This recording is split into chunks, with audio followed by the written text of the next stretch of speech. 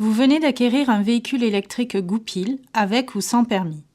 Afin d'utiliser votre véhicule en toute sécurité, nous allons vous en présenter les caractéristiques, ainsi qu'un rappel des règles de conduite et de sécurité. Généralité.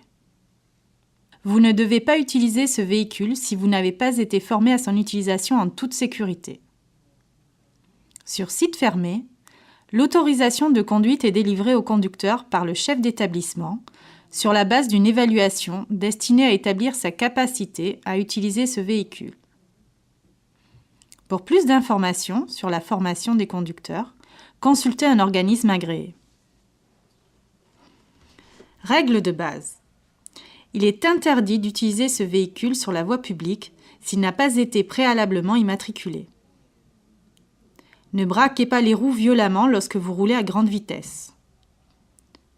Conduisez doucement lorsque vous prenez un virage, surtout lorsque le sol est mouillé, gras, déformé ou incliné. Observez toutes les règles de conduite sur la voie publique en appliquant le code de la route, ceinture, clignotant, etc. Observez les règles de conduite appropriées lors de déplacements avec une cuve à eau ou de traction d'une remorque. Commande et instrumentation de votre Goupil. 1. Clé de contact. 2. Voyant veilleuse, niveau liquide frein. 3. Voyant plein phare, clignotant. 4. Afficheur. 5. Volant de direction. 6. Interrupteur des fonctions, vitesse tortue, feu de détresse, pare-brise chauffant. 7. Éclairage, clignotant, avertisseur sonore. 8. Commodo de marche avant, arrière, essuie-glace et lave-glace. Sur l'indicateur du tableau de bord, des informations sont disponibles. A. Indicateur de vitesse. B. Voyant de contrôle. C. Indicateur de décharge batterie. D. Voyant alarme et défaut. E. Compteur distance totale. F. Compteur distance partielle, max 200 km.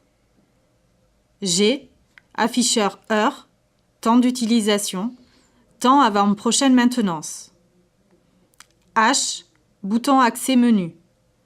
I. Bouton remise à zéro compteur partiel. J. Bouton de défilement. Le Goupil G3 est équipé d'un système de sécurité qui permet d'alerter l'opérateur avant l'arrêt complet du véhicule. À 80% de décharge, les deux dernières barres de l'indicateur C clignotent et le voyant alarme et défaut D clignote en jaune. À 100% de décharge, le voyant alarme et défaut D clignote en rouge. Le véhicule passe automatiquement en vitesse réduite. Les options chauffage, arrosage, nettoyeur haute pression sont alors coupées. Dans ces conditions, il reste possible de parcourir 5 km au maximum afin de gagner le poste de charge le plus proche.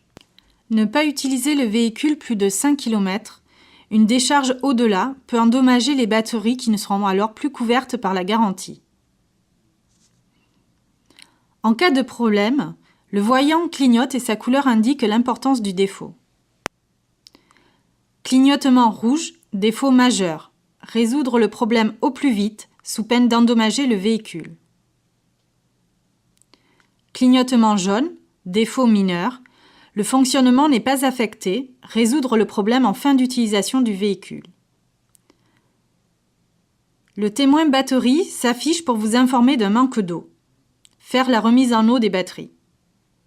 Le témoin clé de maintenance s'affiche pour vous informer que la maintenance de votre véhicule est nécessaire.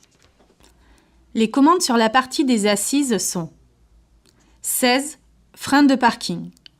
Équipé d'un contact électrique présence frein à main, coupant l'alimentation du moteur après 3 secondes s'il est utilisé en roulant. 17. Siège avec capteur de présence conducteur assis. Équipé d'un contact électrique coupant l'alimentation du moteur après 3 secondes d'absence. 18. Coupe-circuit. Avant l'utilisation de votre goupil, il est conseillé d'effectuer une vérification complète du véhicule. Cette vérification consiste à rechercher d'éventuels équipements non opérationnels, fuites ou autres défectuosités qui nécessitent une intervention immédiate pour rétablir la sécurité d'utilisation du véhicule. Pour la conduite de votre goupil, nous vous conseillons de respecter les consignes suivantes. Ralentissez lorsque vous abordez un croisement ou une zone de trafic. Adaptez votre conduite à votre environnement. Ne conduisez pas dans une zone à risque à moins que le véhicule soit autorisé et identifié pour cela. Signalez tout accident ou problème sur le véhicule au responsable.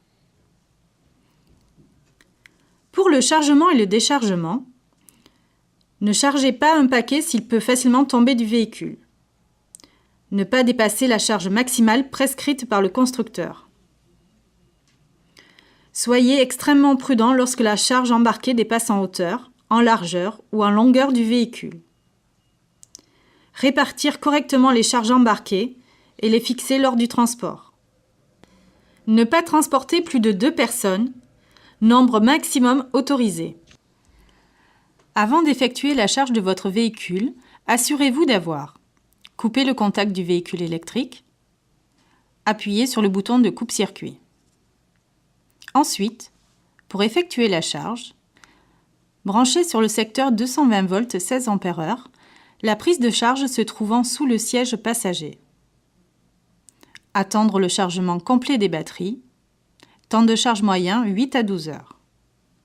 Enfin, débranchez la prise de charge après arrêt du chargeur.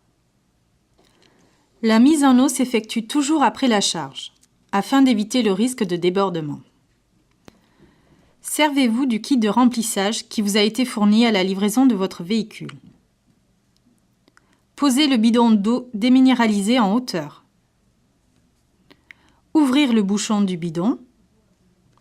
Ouvrir le robinet du bidon. Raccorder le tuyau au véhicule. Débranchez les raccords lorsque le circulateur ne tourne plus. Si le véhicule reste inutilisé pendant une longue période, laissez la prise d'alimentation de chargeur branchée sur le secteur. Le chargeur contrôlera régulièrement la charge des éléments et régulera sa charge en fonction pour maintenir une capacité optimale. En cas de crevaison, utilisez la bombe anti-crevaison située en dessous du plateau derrière le garde-boue arrière gauche. Dirigez-vous sur une zone sécurisée ou un atelier afin d'effectuer le remplacement de la roue en toute sécurité et en respectant les règles de sécurité. Pour remplacer une roue, positionnez votre cric sous la batterie du côté de la roue à remplacer. Desserrez les écrous de la roue sans les retirer. Actionnez le cric jusqu'à la levée de roue à remplacer. Dévissez complètement les écrous. Remplacez la roue. Remettre les écrous sans les serrer. Descendre le cric et le retirer. Serrez les écrous avec une puissance de 81 Nm maximum. Regonflez la roue si nécessaire, 3,5 bars. Nous vous remercions de votre attention et nous vous invitons à prendre connaissance du manuel d'utilisation. Toute l'équipe Goupil vous remercie et vous souhaite bonne route.